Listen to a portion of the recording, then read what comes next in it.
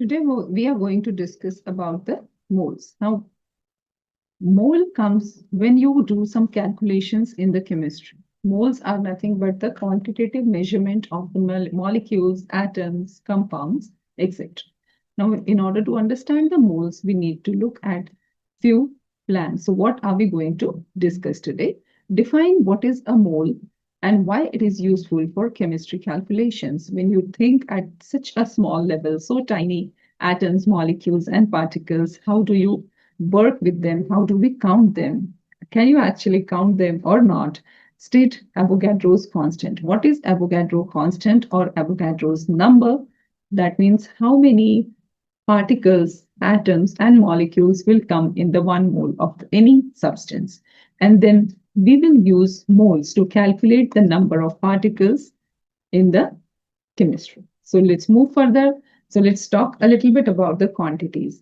So you must have heard these terms very often that one trio or maybe one six pack of anything, right? Or you have one carrot, you have one dozen or one gross. So that has a fixed quantity, right? So we have a fixed quantity in that. Trio has three anything. Now it doesn't matter that whether it is a player or a singer or some colleagues, any person, if they are three in number, you will use the word trio.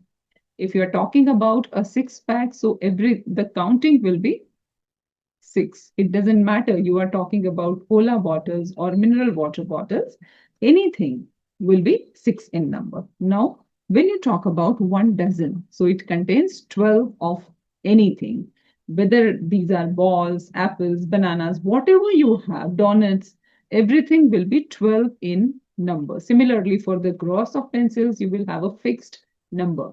So this is a fixed number. Now, when just come to a little lower level, if you have to count the cereals like rice grains, if you are going to count the rice grains, like you have a spoonful of, and there you have the rice grains, you can still count them, right? If you have rice like that, it will take time, but you can still count them. Now go to little smaller level.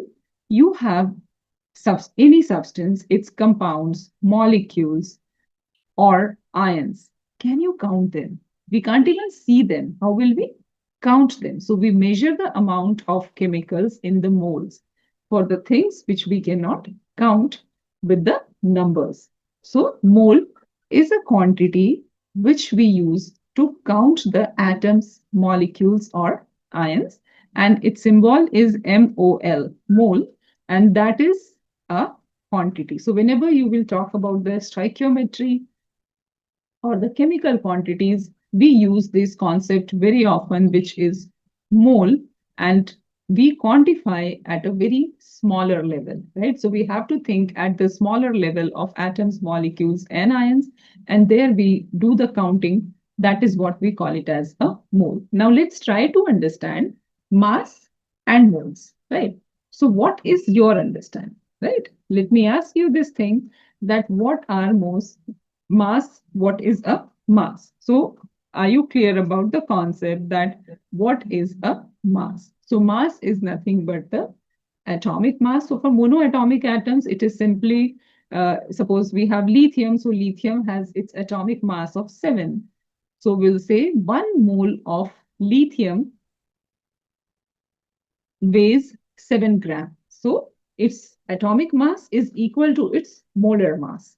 But when you talk about diatomic or polyatomic atoms, polyatomic substances, like you have water here.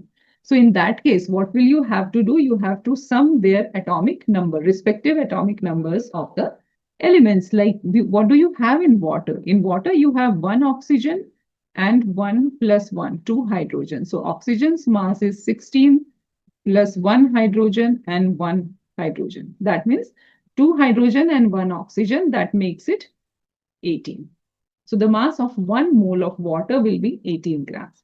The question for you, if you have to count the molar mass of carbon dioxide, so how will you do it, right? So in order to do it, you will have to see that you have 1 carbon plus you have 2 oxygens. So 1 carbon means 1 times 12 plus 2 times 16.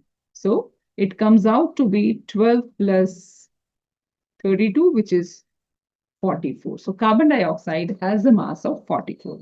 So I hope this is clear. This is how you calculate the molar mass. So 1 mole contains how much mass is what we call it as a molar mass. So mass of 1 mole of substance is same as its atomic mass or the sum of atomic masses for the compounds.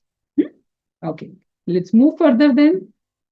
Next concept that I'm going to introduce is Avogadro's number or Avogadro's constant. It's a fixed number, so we call it as 1 mole of any substance. Now see, it is very important to understand whether it is atom, molecule, ion, or it's a formula weight. Anything, like if I say 1 mole of sodium or 1 mole of hydrogen, 1 mole of chloride, 1 mole of water, 1 mole of NaCl, right? 1 mole of anything. So, but once you are talking about atom, so it will be equal to the Avogadro's number. And what is Avogadro's number or Avogadro's constant? This is the quantity.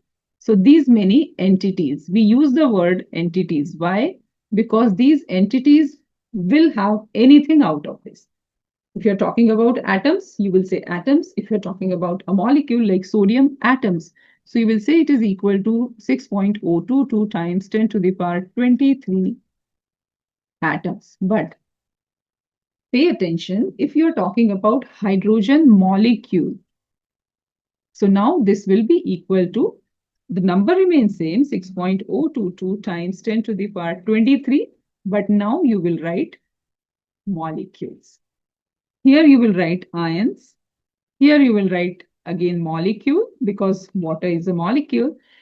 For ionic compounds like NaCl, you will say formula unit. So these are all same things. 1 mole of anything will have these many particles or the entities. And this is what you call it as 1 mole. So 1 mole of any substance will have how many particles? Equal to Avogadro's number, which is 6.022 times 10 to the power 23 particles. Now let's look at the example. So you have a question where you can see calculate the number of water molecules in 0.5 mole of water. Let's look at this example. So how will you count the number of water particles, molecules? So mole of substance, which is given to you, times Avogadro's constant. So 0.5 times 6.022 times 10 to the power 23. So these many, what will you say? Molecules. So that will be your answer. Let's look at another example where you will see, yeah. So let me, yes. So now you are going to calculate the number of particles. So how many particles are there in oxygen atom? Now see, the question has changed a bit. Initially, we have seen an atom. Now you have oxygen in oxygen molecule. You have to count oxygen atoms in oxygen molecule. You know that oxygen is a diatomic molecule. What do we mean by diatomic molecule? It doesn't exist as O, but it exists as O2, right? Diatomic, like 2 oxygen atoms are there. So 1 molecule contains 2 atoms. Now you are going to calculate 0.5 moles of oxygen molecule. So you will start with 0.5 moles of oxygen times Avogadro's number. But now since you have to count the atoms and 1 molecule contains 2 atoms, so that's why you are going to multiply this by 2 and then you will get your final number of atoms, right? Final number of atoms in oxygen molecule. How much? 0.5 moles of oxygen molecules.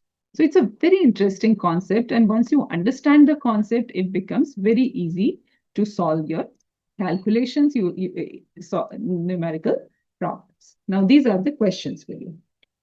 So let's begin. a counter, and then you can just start solving these questions. And once you are done with the questions, you can see your answers. So I'll show you the answers as well. So let's have a quick timer here. So yes, let's begin. So I'll explain you what happens here. Why do scientists use moles to measure a chemical amount, any chemical quantity? Then what is the value of Avogadro's constant? In addition to that, you have to calculate how many number of hydrogen atoms in 0.2 moles of hydrogen molecules. So let's look at the answers. Yes, what do you think about it? The scientists use moles because these are very tiny particles, very, very tiny particles. So in order to count them, you require moles. What is Avogadro's number? 6.022 times 10 to the power 23. And you start with the mole, 0.2 moles of hydrogen. Again, hydrogen is diatomic. So you have to do it in a similar way that we did for oxygen. So let's move further and look at the answers. Okay. Yes. So as you can see here, yes. So they are very, I'm just erasing the annotation so that you can see the answers. Actual masses of atoms, molecules, ions are too small to count. That is why we use moles, right? Now the Avogadro's constant is this. So these many entities or these many particles, and these particles may be atoms, molecules, formula units, ions, anything.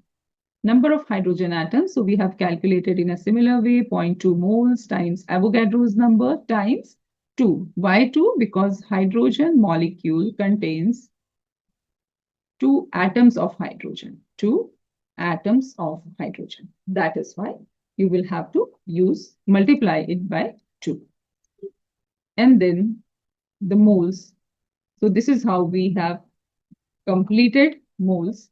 And we can see that, yes. So let's begin with the doubts. If you have any questions, you can put it in the comments. I will answer those questions and see you for the next topic. Bye. Thank you.